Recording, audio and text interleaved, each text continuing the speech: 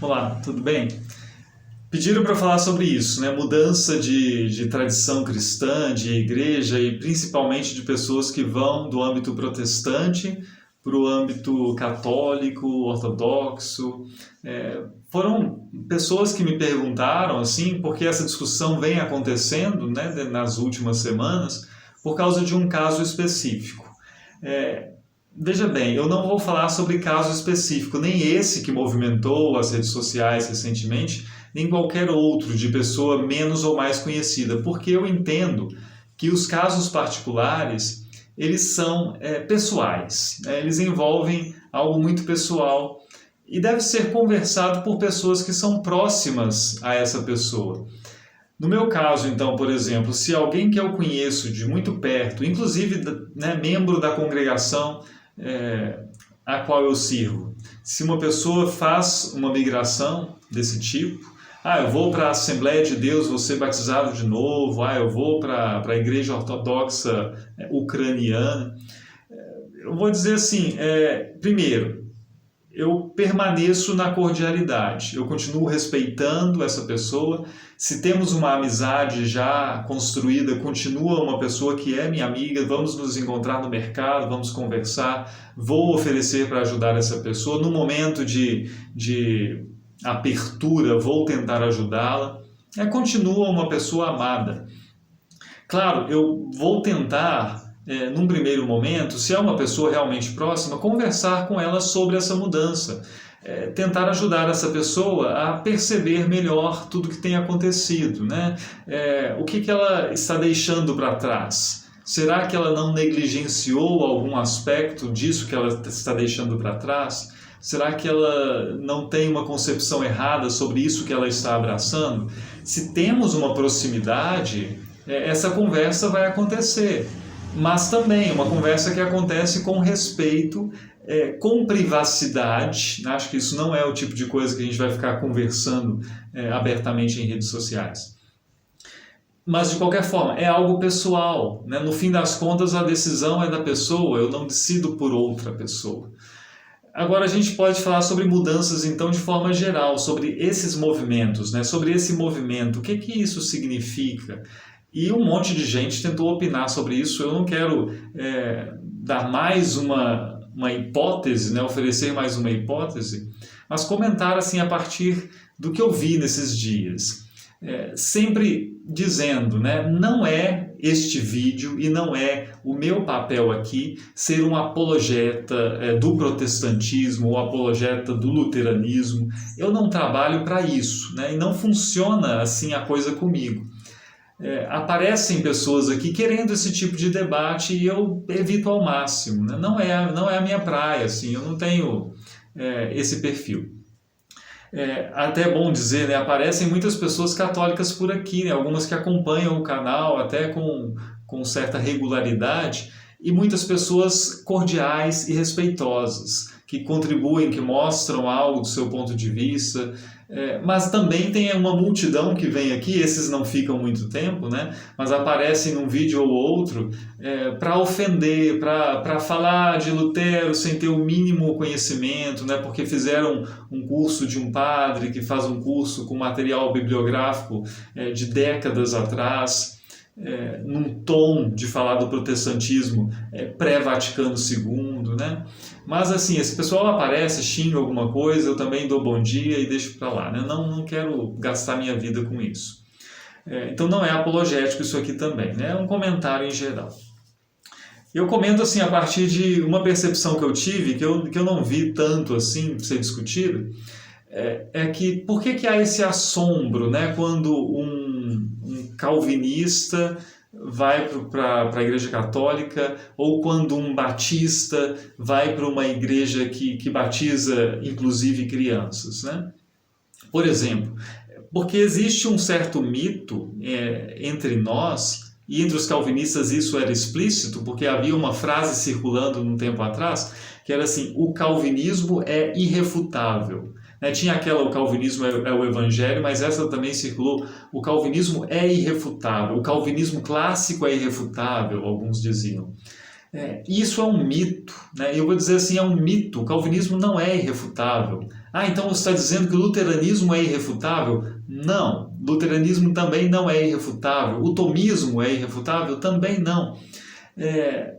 Nada é irrefutável. É isso que as pessoas têm que entender para não se assustarem tanto assim.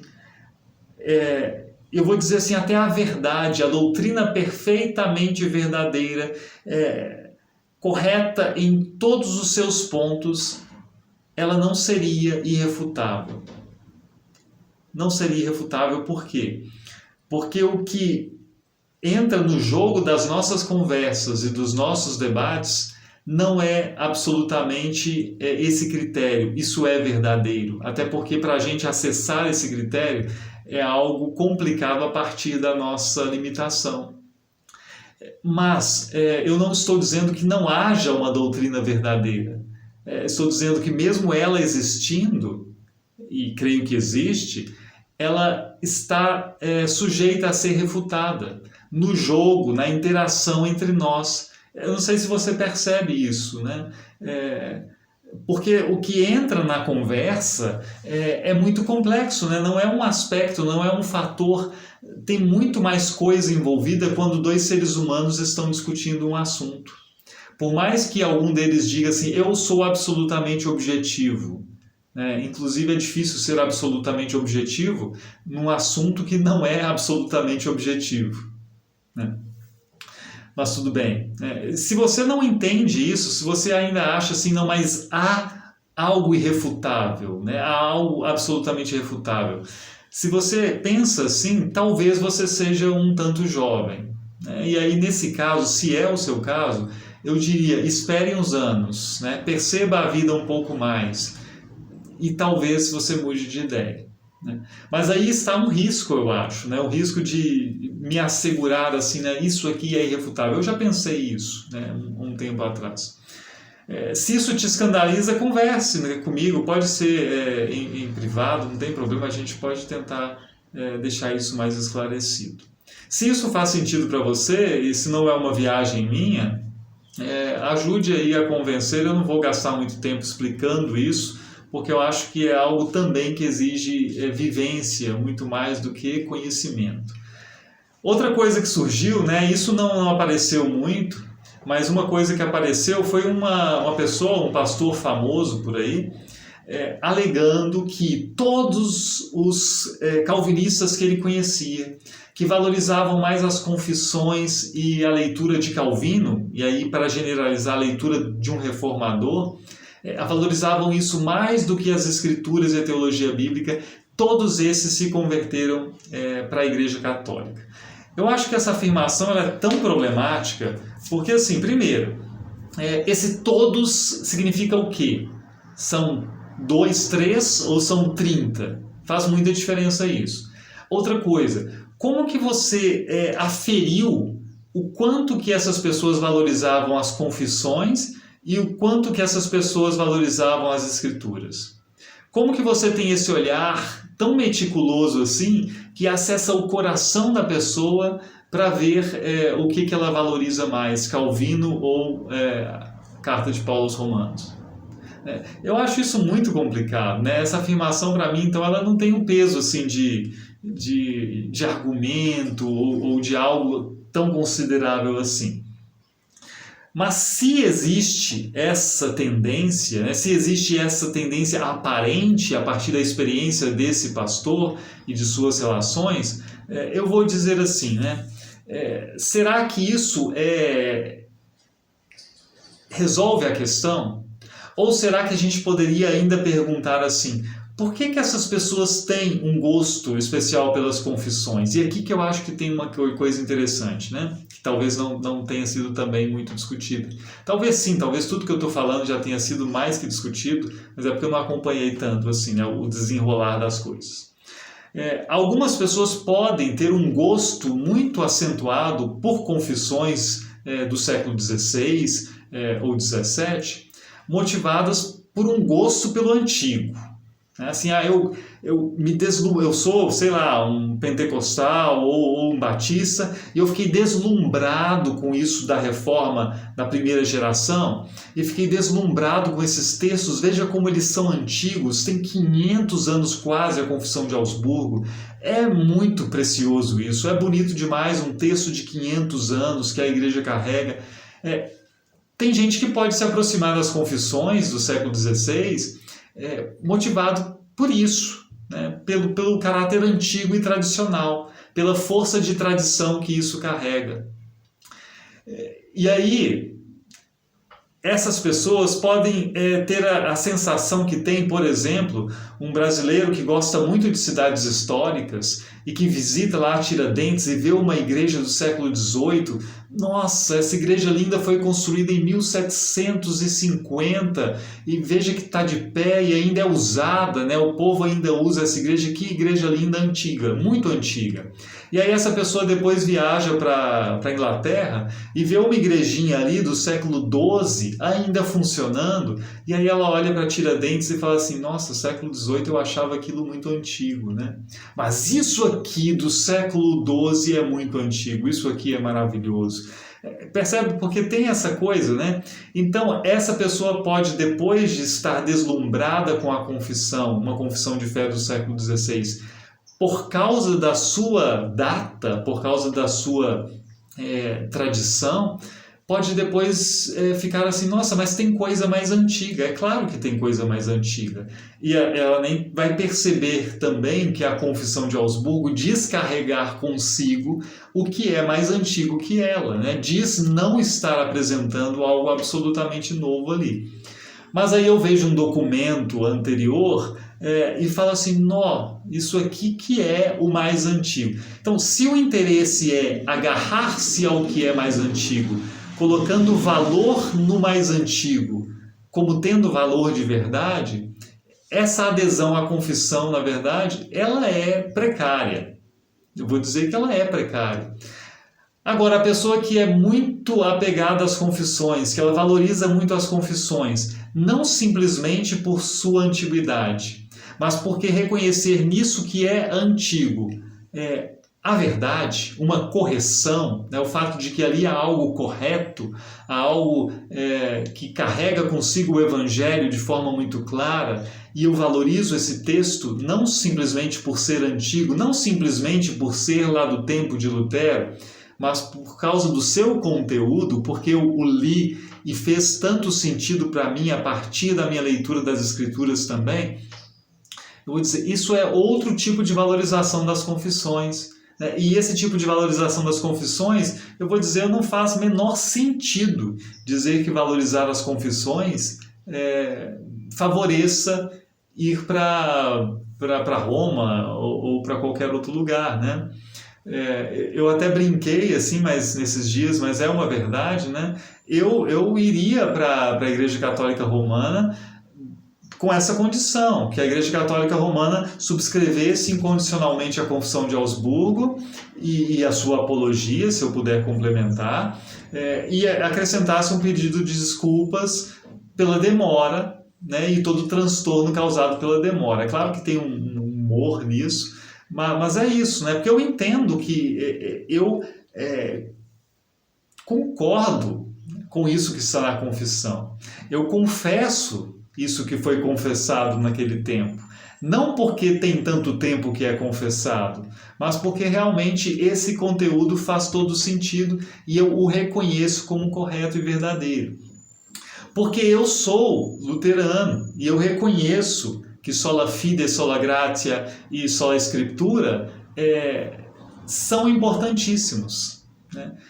Bem entendidos, são importantíssimos. E bem entendidos, eu não digo assim, vamos esvaziá-los, né, para poder fazer sentido hoje. Não, eu entendo com toda a força que tem, mas também com todo o equilíbrio, né, e sem extremismo, que sola fide, sola gratia e sola escritura são fundamentais. Então, assim, para mim não faz sentido pensar em mudar, para mim não faz sentido. Há teólogos, isso é curioso, né, que dizem assim: mas Na verdade, Roma hoje é a vitória do protestantismo. Roma pós-Vaticano II é o protestantismo que deu certo. Então não faz sentido mais ser protestante. Nós já temos ali o resultado do que queríamos. Eu entendo que não.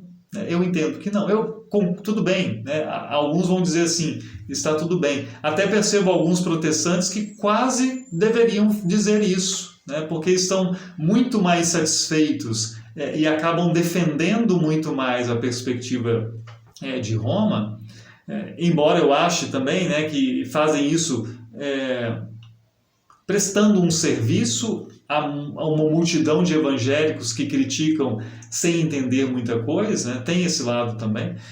Mas eu acho que o protestantismo sem sola fide, sem sola gratia, sem sola escritura, ele vai perdendo o sentido de ser, né? Aí seria o caso de dizer assim, eu acho que Roma está praticamente bem, tem pequenas reformas mais práticas que deveriam ser feitas. Não é o meu caso, tá? Embora eu respeite o que eu vejo do outro lado, eu tenho uma convicção que me prende a este lado de cá, né? E essa é a minha convicção. Só mais uma coisa, né? Eu sei que está ficando longo e talvez vocês estejam pensando, né? Se for para falar isso, para que fez esse vídeo?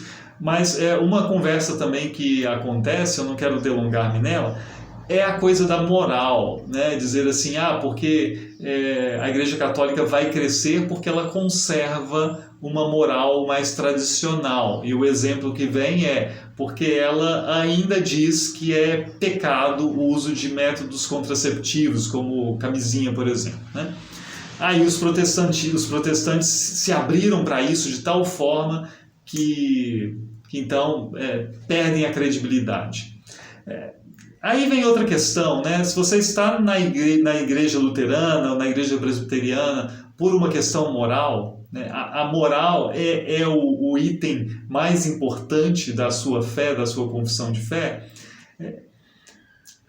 Para um luterano dizer isso não faz o menor sentido, né? Não faz o menor sentido. Nós não vivemos a igreja assim. E aí eu vou dizer, né, tudo bem, agora se você pensa assim, eu vou abrir mão do sola fide, sola gratia, sola escritura, porque eu acho que a igreja tem que falar que usar camisinha é pecado e por isso eu vou para o outro lado, eu vou dizer, você não era um protestante de verdade, né? Você estava querendo outra coisa numa igreja, que você queria uma igreja que ajudasse a cultivar certo perfil específico de conservadorismo, mas a igreja não está a serviço disso. Eu vou encontrar na Igreja Católica o que então nesse quesito, né? Um discurso que não é seguido pela ampla maioria dos católicos, mesmo praticantes, né? E eu vou ficar lá frustrado dizendo, mas pelo menos a gente diz o que é verdade. Eu sei que aqui na missa todo mundo, né, 95% usa camisinha, usa anticoncepcional, mas a gente está dizendo que tem que ser dito. Tudo bem, eu respeito. Se você entende que isso é fundamental para a fé, proibir a camisinha é fundamental para a fé e é mais importante do que o sola fide, a decisão está tomada, né? A decisão está tomada. Eu acho que merecia uma conversa sobre isso, né? Sobre esse assunto específico, porque como pai de 2 crianças, eu acho que eu posso falar um pouquinho sobre isso, mas não sei se funcionaria também. Mas é tão curioso, né? Porque você vê um apologista mirim que tem um filho, ou que não tem filho nenhum, defendendo isso com unhas e dentes. Eu vou dizer assim, num país em que tanta gente ganha 1, 2 salários mínimos, eu vou dizer assim, os filhos que Deus me der eu tenho que criar, ou então eu vou seguir uma tabelinha, né? E vou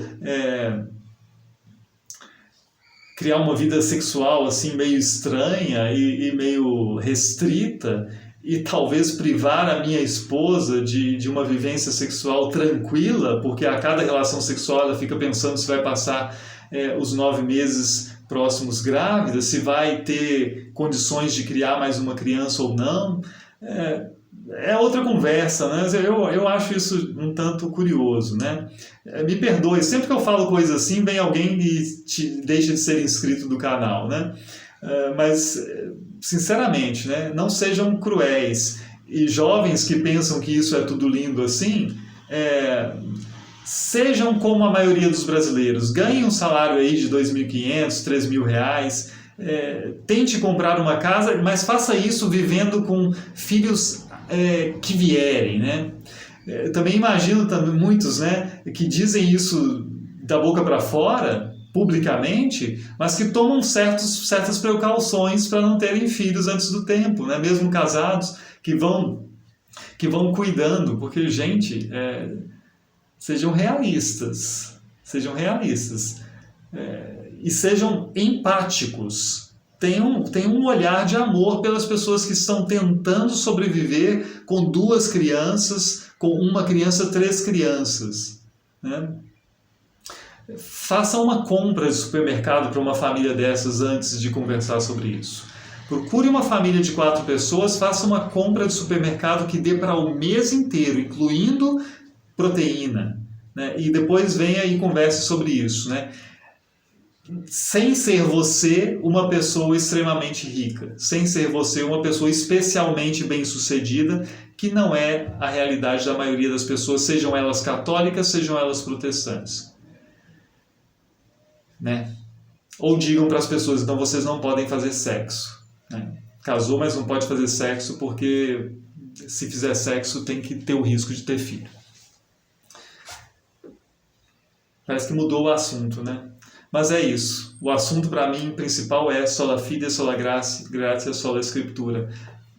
Isso me mantém convictamente luterano, respeitando quem não é, respeitando quem é convictamente calvinista, e não sonhando que alguma dessas tradições tem uma doutrina que no jogo real das nossas conversas seja irrefutável. E por isso eu não perco tempo com apologética ferrenha.